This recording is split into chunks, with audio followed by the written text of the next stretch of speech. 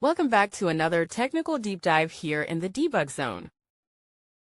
Today we're tackling a big question and breaking it down with us from other users. Hopefully this clears up some misconceptions and helps you get the answer you need. So buckle up, stay a little curious, and let's jump right in.